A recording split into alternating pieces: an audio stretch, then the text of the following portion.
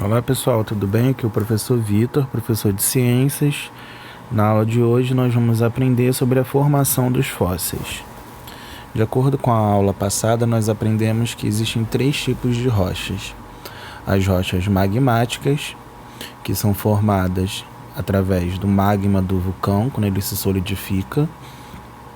Também vimos que tem as rochas sedimentares, que são formadas por acúmulos de sedimentos em determinados locais do planeta Terra.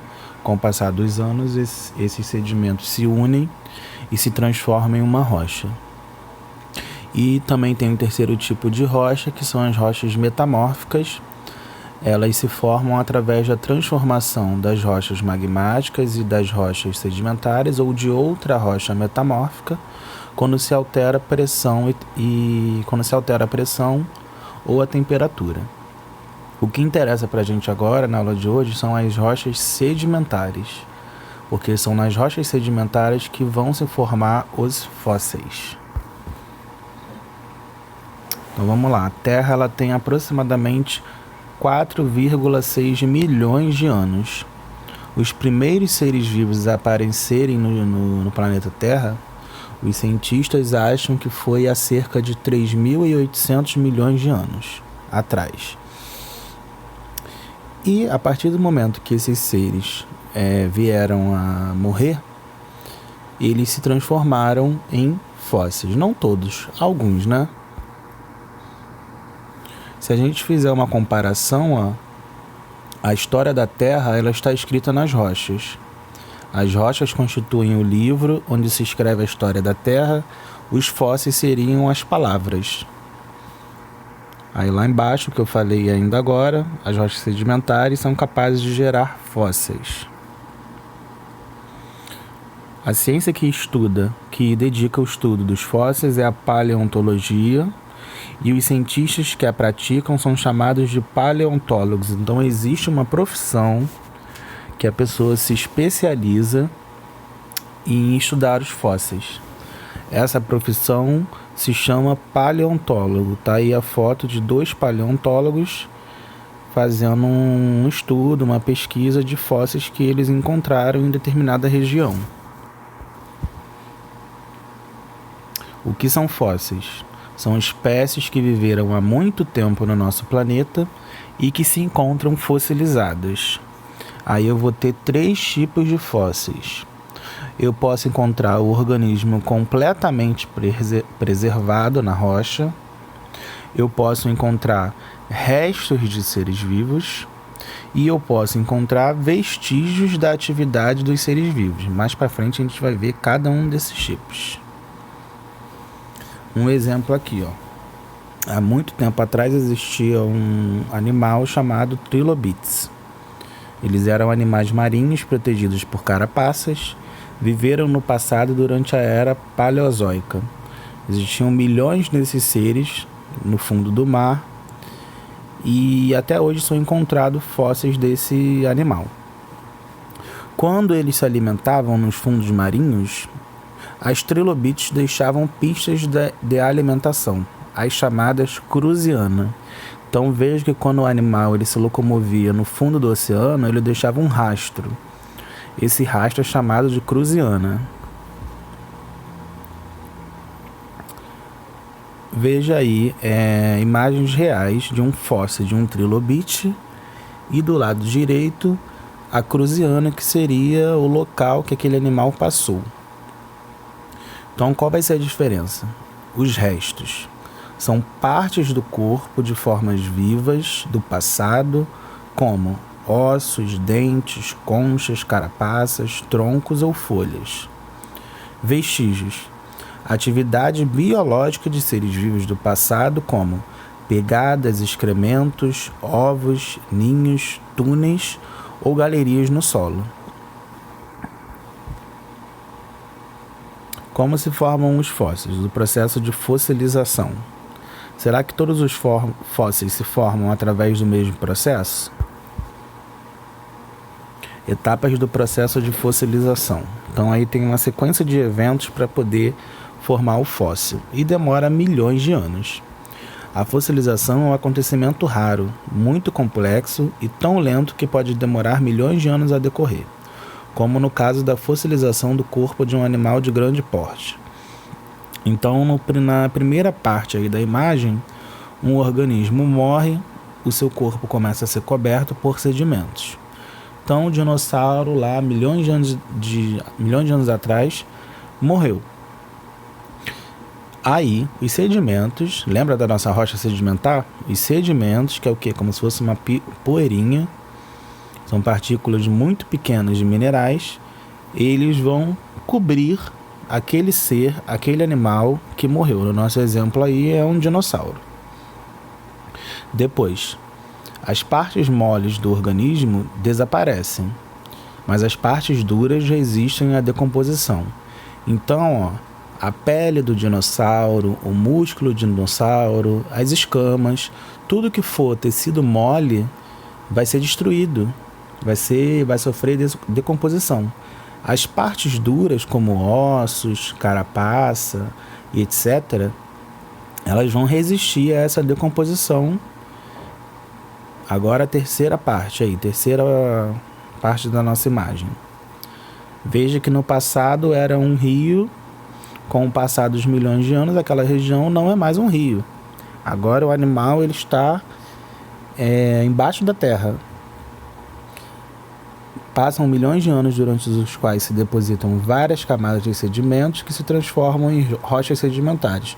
Então a rocha sedimentar ela vai se formar, só que agora nessa rocha, nesses sedimentos, vão ter lá um ser vivo do passado que morreu. Então ele vai se solidificar junto com a rocha. Quarta parte. Lentamente ocorre a mineralização dos ossos do organismo, transformando-se em fósseis. Então todos os minerais e sedimentos que estão ali, eles penetram nas partes duras do organismo, aí sofre um processo chamado mineralização. Aí na última parte, milhões de anos mais tarde, um grupo de paleontólogos desenterra os ossos fossilizados. Então, é quando aqui, no presente, algum paleontólogo, alguma pessoa, descobre esse fóssil. Aí, a partir daí, começam-se os estudos para saber que parte de osso é aquela, de qual ser poderia ser aquela parte. Aí são vários estudos a serem feitos. Mais um exemplo aí, de forma resumida. Letra A. Animal morre há milhões de anos. B. Sedimentos são depositados por cima do animal. C. Forma-se o fóssil. Agora ele está lá enterrado, lá na terra. E letra D. Paleontólogos encontram o fóssil nos tempos atuais. Para que se forme um fóssil, é necessário estarem unidas algumas condições. Então, não é todos os seres que vão virar fósseis. Tem que ter várias condições para poder se formar aquele fóssil naquela rocha sedimentar. Primeiro, o organismo, após a sua morte, deve ficar protegido da decomposição, ficando isolado do ar, da água, da ação dos decompositores e dos agentes erosivos. Segundo, quanto mais finos forem os sedimentos de cobertura, maior a probabilidade de se formarem fósseis. Terceiro, os locais onde os organismos são mais facilmente cobertos por sedimentos finos são o fundo do mar ou de lagoas e os pântanos. E a última condição, o organismo deve possuir partes duras, como ossos, dentes, escamas, conchas ou carapaças que resistam à decomposição. Então aí tem uma foto de um fóssil real de algum possível bicho que, olhando assim para a pata dele, era um ser aquático, né? Tipo de fossilização, mineralização. Processo em que a matéria orgânica do organismo é substituída muito lentamente por matéria mineral. Primeira parte aí. Uma árvore morre. Segunda parte. As partes mais duras da árvore, que é o tronco, resistem à decomposição. Terceira. A matéria orgânica é substituída por minerais existentes nos sedimentos que cobriram o tronco. Aí, após milhões de anos, o tronco vira um fóssil que se chama tronco mineralizado. Todas as partes orgânicas, sejam moles ou duras, são totalmente substituídas por matéria mineral. Então aí nós temos fotos de alguns fósseis reais, né? Do lado esquerdo, um trilobite. São seres que viveram no passado. Existiam milhões de seres desses no fundo do mar. Do lado direito, um amonite, também um ser do passado. E embaixo, uma cabeça de dinossauro mineralizada. Uma cabeça enorme aí de um triceratops. Segundo tipo de fossilização, conservação ou mumificação. O processo de fossilização que ocorre quando o corpo fica envolvido por uma substância impermeável como gelo ou uma resina, preservando as partes moles e duras. Na primeira foto aí eu tenho o âmbar. O âmbar é uma seiva que sai das árvores. Essa seiva acaba cobrindo os animais. Com o tempo essa seiva ela endurece. Aí o animal fica fossilizado ali dentro. Embaixo, uma múmia de um mamute. Mamute, eles geralmente viviam em regiões mais geladas. Ele morreu congelado. O gelo preservou as partes moles do animal, quanto as duras também, né? Veja que nesse fóssil aí dá para ver, por exemplo, a pele do animal. E dá para ver também o osso na parte de baixo ali, principalmente da costela. Terceiro tipo, moldagem. O desaparecimento das partes moles e duras do organismo deixa na rocha um molde ou impressão das partes duras. Então, nesse exemplo aí, eu tenho só a marca do que estava ali em cima. Veja na foto do lado direito. É um molde da concha do animal. Moldagem, ó. Embora em geral apenas as partes duras dos organismos sofram moldagem, por vezes em condições muito raras, também as partes moles podem originar moldes. Do lado esquerdo tem um molde de um bicho parecido com polvo, né? No meio, um inseto, né? Um molde de um inseto. E do lado direito, parece um caule com algumas folhas, né? Aí também, ó, moldagem.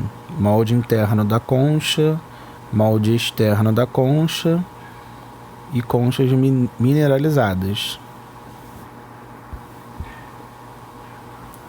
Vestígios ou marcas. Nem sempre os fósseis correspondem ao corpo de organismos.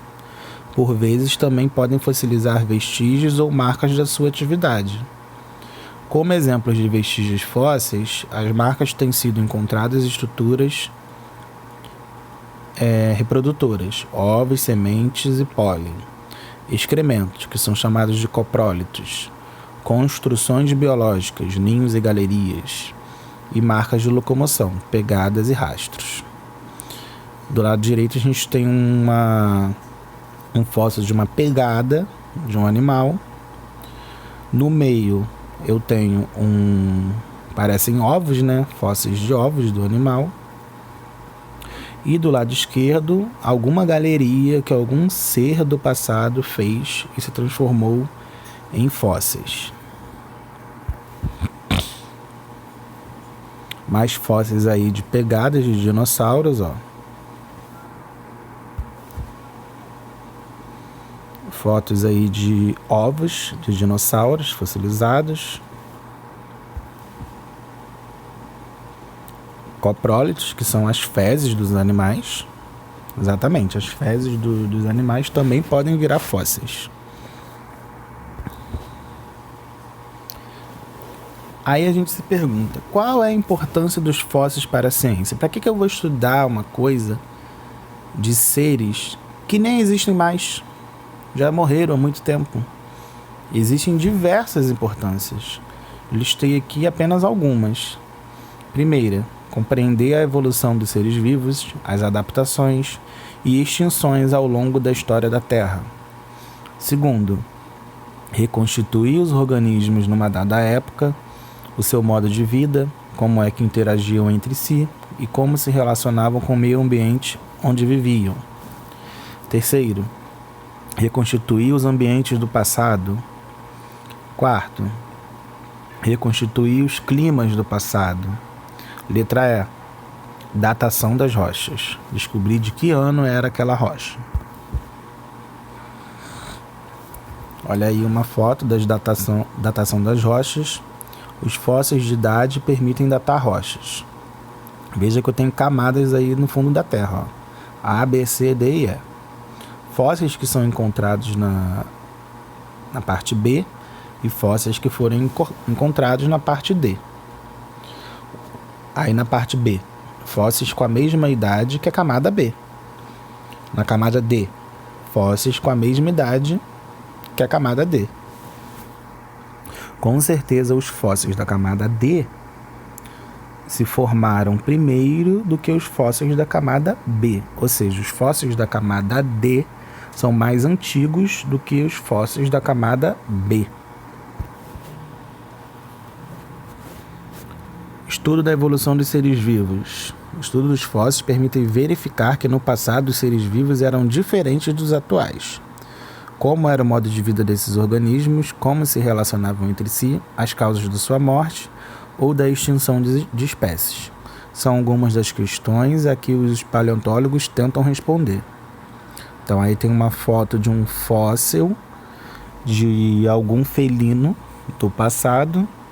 Do lado direito, uma imagem representando como seria aquele felino. Veja que ele lembra os seres atuais, mas ele tem diversas diferenças, né? Permite reconstituir a evolução das espécies até os dias atuais. Nesse exemplo aí, a gente pode criar um grau de parentesco evolutivo entre as espécies.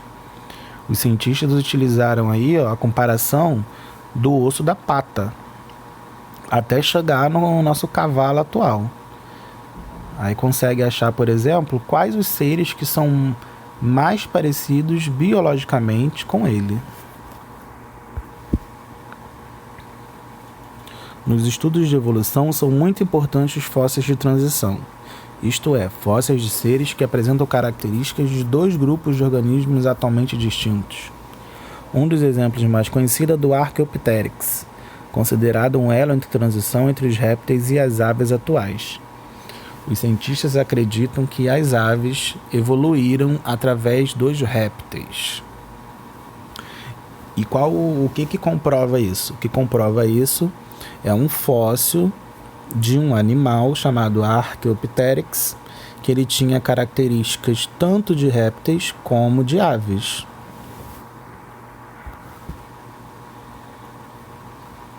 Existem alguns casos de organismos que se mantiveram quase inalterados durante muitos milhões de anos, uma vez que as suas formas fossilizadas são praticamente idênticas a seres vivos atuais. A estes seres, que não sofreram grandes transformações ao longo dos tempos, dá-se o nome de fósseis vivos. Do lado esquerdo nós temos um peixe, que o fóssil dele é praticamente idêntico a ele. Então quer dizer que essa espécie não sofreu muitas alterações com o passar dos anos. E do lado direito nós temos uma planta. O fóssil dela também é muito parecido com as plantas que existem hoje em dia. O peixe é o selacanto. Veja que tanto o fóssil como o peixe atual, esse peixe ainda existe, eles são praticamente idênticos. Então, uma espécie que já está há milhões de anos no planeta Terra e não sofreu muitas transformações, né? E a plantinha aí é o ginkgo biloba. Essa planta é utilizada para fazer remédios. Mais fotos aí de fósseis, ó. No primeiro parece uma concha de algum ser vivo. Na segunda, um animal que morreu. Na terceira, um inseto, dá para ver as asas desse inseto. Embaixo, parece uma tartaruga, né? E por último, parece um tubarão, né? outras fotos de fósseis aí, agora de plantas. Várias plantas diferentes, fossilizadas. E é isso. A aula de hoje foi sobre fósseis. E agora vocês vão fazer os exercícios das páginas 41 e 42, número 1 ao 7. E das páginas 50 e 51, número 1 ao 4. Vocês vão fazer esses exercícios, dar uma lida na parte do livro que fala sobre fósseis. E na semana que vem, na próxima videoaula, eu começo o vídeo corrigindo esses exercícios e depois passando mais conteúdo para vocês estudarem. Por hoje é só, pessoal. Até a próxima. Valeu!